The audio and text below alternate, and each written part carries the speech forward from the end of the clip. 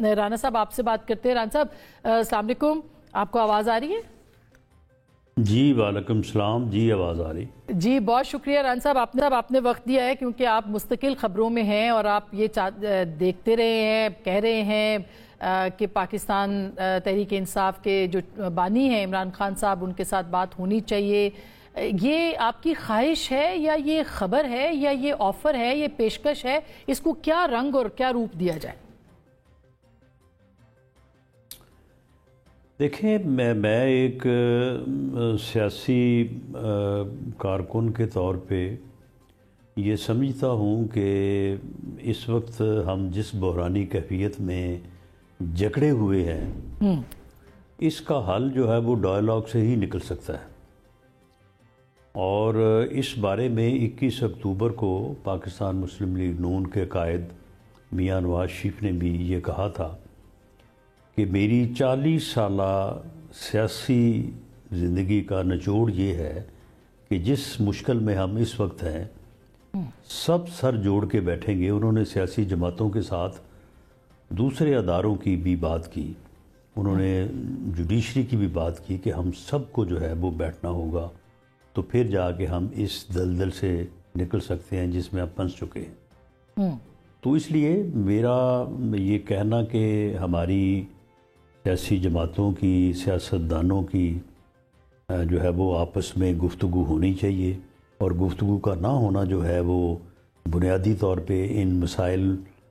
کو جو ہے وہ بڑھانے کا باعث بنے گا. تو یہ بات جو ہے اس کو ماں سوائے عمران خان صاحب کے جو بانی پی ٹی آئی ہیں وہ صرف تنہا اس بات پہ بضد ہیں پچھلے 10 سال سے. یہ 14 سے کام شروع ہوا ہے اور آج ہم نے اپنے ملک کو اس صورت میں جو ہے وہ لا کھڑا کیا ہے. تو وہ اس بات پہ ڈٹے ہوئے ہیں کہ جی مگر اب تو رانا صاحب وہ 3 شرائط کی بھی بات کریں, نہ کسی کے ساتھ بیٹھوں گا. اب وہ 3 شرائط کی بھی بات کریں رانا صاحب, وہ کہہ رہے ہیں کہ ان کی رہائی تب ممکن, ان کو رہا کیا جائے, 9 مئی کے معاملات کو ختم کیا جائے, ان کے آپ نے تیسری شرط بھی سنی ہوگی, آڈٹ کیا جائے. یہ سب معاملات ہیں جو کہ آپ پاکستان تحریک انصاف کی طرف سے باقاعدہ مطالبوں کی صورت میں ہیں. تو آپ کو لگتا ہے کہ ان کے شرائط تسلیم کیے جا سکتے ہیں, خاص کر کے 9 مئی کے جو واقعات ہیں اس کے حوالے سے؟ دیکھیں, میں نے جو بات اس سے پہلے بھی کی ہے, جس کو جو ہے وہ ریفرنس کے طور پہ جو ہے وہ کوٹ کیا جا رہا ہے, میں نے یہ نہیں کہا تھا کہ ان کی رہائی کے لیے وہ ہمارے ساتھ بات کریں اور کوئی اس کے اوپر جو ہے وہ ہم ان کے ساتھ کوئی جو ہے وہ کوئی سیٹلمنٹ یا کوئی جو ہے وہ اس قسم کا کوئی معاملہ کرنا چاہتے ہیں یا کر سکتے ہیں. میں نے یہ عرض کیا تھا کہ بات چیت تو آپس میں جو ہے وہ غیر مشروط ہونی چاہیے, لیکن جب آپ بات چیت ہو تو اس پہ بھی بات کر لیں, اپنے مقدموں پہ بھی بات کر لیں, 9 مئی پہ بھی کر لیں, رہائی پہ بھی کر لیں, گرفتاری پہ بھی کر لیں, ہر معاملے کے اوپر بات کر لیں, لیکن گفتگو جو ہے وہ غیر مشروط ہونی چاہیے. مشروط کبھی بات نہیں ہوتی, مشروط بات کوئی بات نہیں ہوتی. غیر مشروط طور پہ آپ پولیٹیکل پارٹیز کے ساتھ بیٹھیں, وہاں پہ آپ جس مسئلے کو اٹھانا چاہیں اس کو اٹھائیں. الیکشن سے لے کے جو ہے وہ 9 مئی تک, اور 9 مئی سے لے کے 26 نومبر تک, اور 26 نومبر سے لے کے 25 مئی تک, اور ووٹ آف نو کانفیڈنس تک 18 تک یا 14 تک, جہاں تک آپ بات کرنی چاہیں کریں. لیکن یہ کہنا کہ جی پہلے یہ 10 چیزیں پوری کرو, یہ 3 چیزیں پوری کرو تو پھر بات ہوگی, تو کوئی بات نہ ہوئی. تو وہ تو آپ سے بات نہیں کرنا چاہتے, یعنی وہ سیاسی لوگوں سے بات نہیں کرنا چاہتے, وہ اسٹیبلشمنٹ سے بات کرنا چاہتے ہیں. اس بات کی کیا گارنٹی ہے کہ اسٹیبلشمنٹ اس وقت اگر بات نہیں کری تو چند مہینوں کے بعد وہ ان سے بات نہ کرے؟ تو سیاسی جماعتیں اس دورانیے کو استعمال کرنا چاہتی ہیں آپ کے خیال میں؟ نہیں, تو وہ اسٹیبلشمنٹ سے کس معاملے کے اوپر بات کریں گے؟ معاملہ یہ ہے کہ جب اسٹیبلشمنٹ عمران خان صاحب کے ساتھ تھی تو اس وقت اسٹیبلشمنٹ نے ان کو روکا تھا کہ وہ ہمارے ساتھ بات نہ کریں. ہم نے باوجود اس کے کہ 18 کے الیکشن میں ہمارے ساتھ زیادتی ہوئی،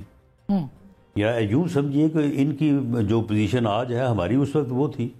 ہم یہ جو ہے وہ آہو پکار کر رہے تھے کہ یہ ہمارے ساتھ بڑی زیادتی ہوئی ہے، ہماری اتنی سیٹیں جو ہیں یہ آپ کھا گئے ہیں، ہمیں RTS بٹھا کے آپ نے جو ہے وہ ہماری اکثریت ختم کر دی ہے. تو اس کے باوجود on the floor of the house the then president of PMLN and opposition leader Mian Shahbaz شریف نے کہا کہ عمران خان صاحب جیسے بھی ہے، جو بھی ہمارے ساتھ ہوا وہ ایک علیحدہ کہانی ہے، ہمیں بڑا گلہ ہے، ہمیں بہت افسوس ہے، ہمارے ساتھ زیادتی ہوئی ہے، لیکن اب آپ وزیر اعظم بن گئے ہیں تو ہم آپ کے ساتھ بیٹھنے کو تیار ہیں، ہم آپ کے ساتھ بیٹھ کے چارٹر آف اکانومی کرنے کو تیار ہیں، اس ملک کی بہتری کے لیے کام کرنے کو تیار ہیں، اس ملک کی اکانومی کو جو ہے وہ بہتر کرنے کے لیے تیار ہیں. بلاول بھٹو زرداری نے کہا جی قدم بڑھائیں، ہم آپ کے ساتھ ہیں. یہ اٹھے، انہوں نے کہا کہ میں نے تو تمہیں چھوڑنا ہی نہیں ہے، میں نے تو تمہیں جیلوں میں ڈالنا ہے سب کو. تو اس وقت کیا اسٹیبلشمنٹ نے ان کو کہا تھا کہ آپ ان کے ساتھ جو ہے وہ بات نہ کریں. یہ ان کی ایک اپنی افتادہ ہے، یہ بندہ جو ہے یہ اس کی اپنی سوچ ہے. اسی لیے میں یہ کہتا ہوں کہ یہ اس ملک کو کسی حادثے سے دو چار کرنے کے درپے تھا، آج بھی ہے، اور اللہ اس ملک کو محفوظ رکھے، یہ اس ملک کو کسی حادثے سے دو چار کر دے گا. تو آپ کو نوشتہ دیوار لگ رہا ہے کہ ایسا ہو سکتا ہے، اس سے بچاؤ کا کیا؟ کیونکہ آپ نے کل دیکھا ہوگا شامی صاحب نے کے ساتھ جو ملاقات ہوئی ہے جنرل باجوہ کی، اس میں تو وہ وضاحتیں دے رہے ہیں، وہ قسمیں اٹھا رہے ہیں، وہ جیب سے انہوں نے قرآن پاک نکال کے اس پہ قسم اٹھائی کہ وہ امریکہ کے ساتھ مل کے حکومت نہیں گرا رہے تھے، وہ ایکسٹینشن نہیں مانگ رہے تھے، وہ نواز شریف صاحب کو واپس نہیں بھیج رہے تھے. ان کو کیوں ضرورت پیش آئی رانا صاحب کہ وہ وضاحت کریں اور وہ قسمیں اٹھائیں؟ کیا وجہ ہے؟ بہرحال انہوں نے اگر بات کی ہے، اپنی وضاحت کی ہے، تو میں سمجھتا ہوں کہ اگر انہوں نے ایسا ہی کیا ہے جیسا شامی صاحب بتا رہے ہیں، تو انہیں یہ بات جو ہے وہ کسی ایسے فورم پہ بھی آ کے کرنی چاہیے کہ پھر لوگوں کو پتہ چلے کہ وہ کیا بات کر رہے ہیں، اور اگر ہو سکے تو کسی کو کویسچن کرنے اور اس کو آنسر کرنے کا بھی انہیں موقع دینا چاہیے، تاکہ لوگ پوری طرح سے حالات سے جو ہے وہ آگاہ ہو سکیں. کیونکہ یہ الزامات تو ان کے اوپر ہیں، لیکن یہ الزامات جو ہیں یہ لگائے تو عمران خان صاحب نے، یہ عمران خان صاحب کا ہی یہ الزام ہے کہ امریکہ کے ساتھ مل کے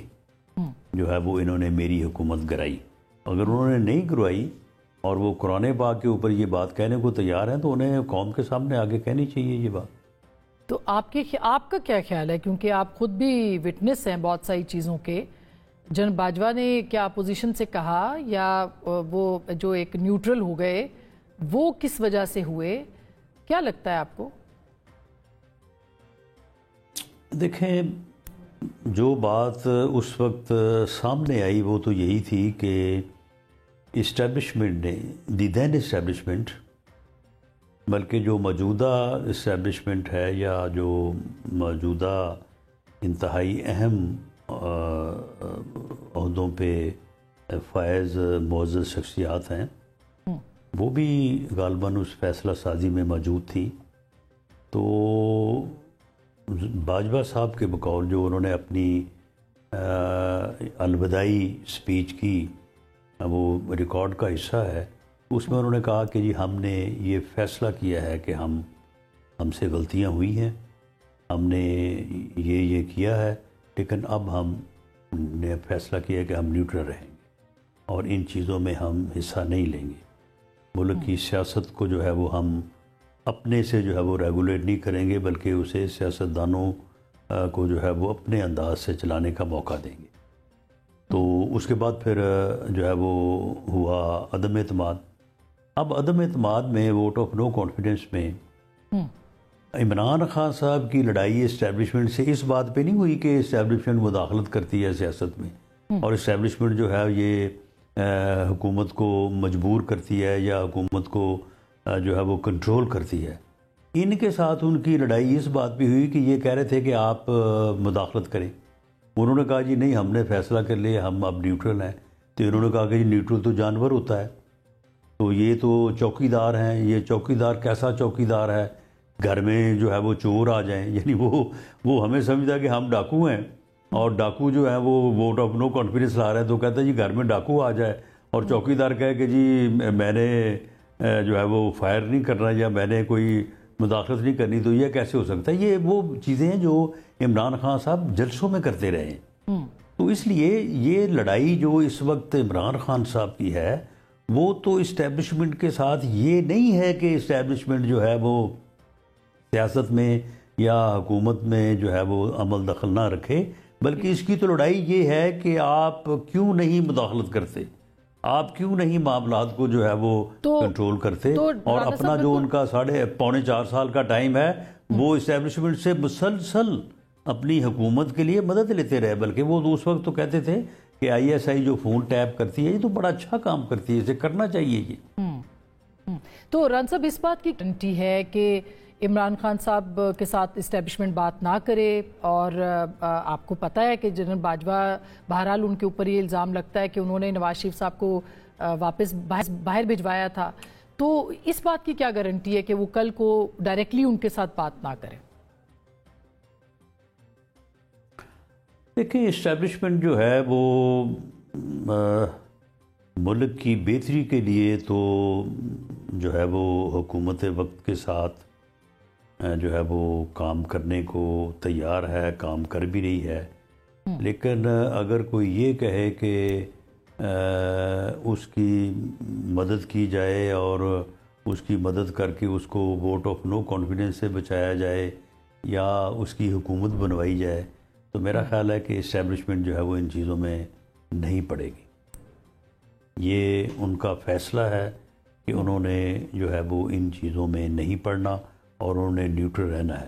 اب یہ علیحدہ بات ہے کہ اگر کوئی جا کے ان سے لڑائی کرے، ان کے اوپر چڑھائی کر دے، 9 مئی کر دے ان کے اوپر، تو اس کا تو پھر وہ جواب انہوں نے دینا ہی ہے۔ اس بات کا امکان آپ کو نظر آ رہا ہے کہ ایک اور 9 مئی کریں گے؟ ران صاحب کوئی اور 9 مئی آپ کو نظر آ رہا ہے؟ کیونکہ جو ہم 2-3 دن سے سٹیٹمنٹ سن رہے ہیں پی ٹی آئی کی، تو ایک مزاحمت ان کے اندر جو ہے وہ جنم لے رہی ہے دوبارہ سے، تو اس کا امکان موجود ہے کیا؟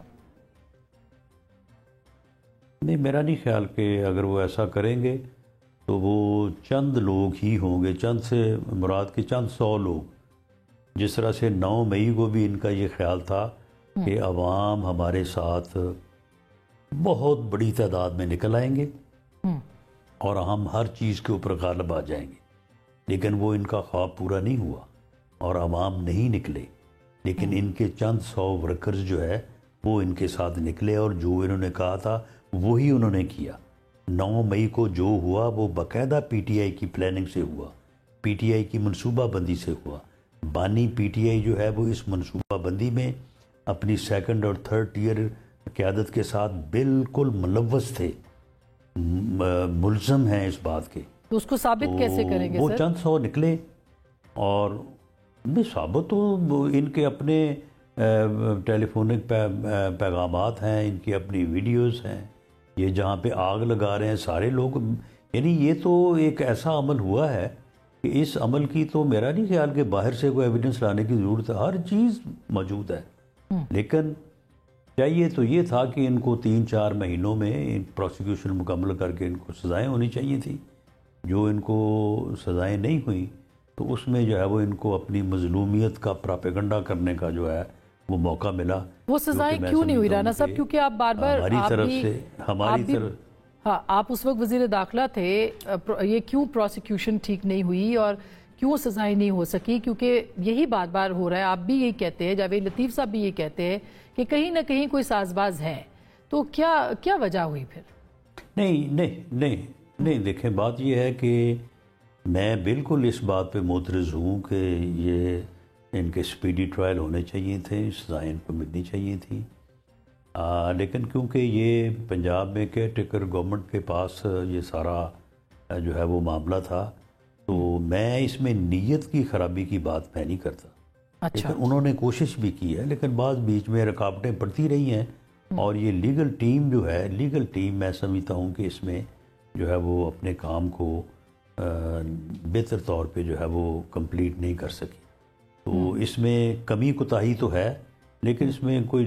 بدنیتی والی بات جو ہے نا، وہ جہاں تک مجھے معلوم ہے یا میری انفارمیشن ہے، ایسی کوئی بات نہیں ہے۔ تو اب آپ کو کیا لگتا ہے کیا مستقبل ہے عمران خان صاحب کے کیسز کا؟ کیونکہ سائفر کے حوالے سے بھی اور توشہ خانہ پہ بھی آپ نے دیکھ ہی لیا ہے، اب 190 ملین پاؤنڈ ہے اور 9 مئی کے واقعات ہیں، رہائی ممکن ہے ان کی؟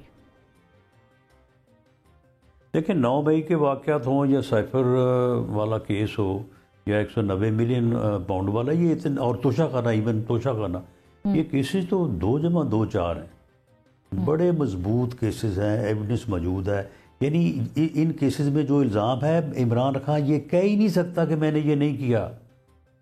سائفر کا وہ کہہ ہی نہیں سکتا کہ میں نے اس پریویلیج ڈاکومنٹ کو جو ہے وہ پبلک نہیں کیا۔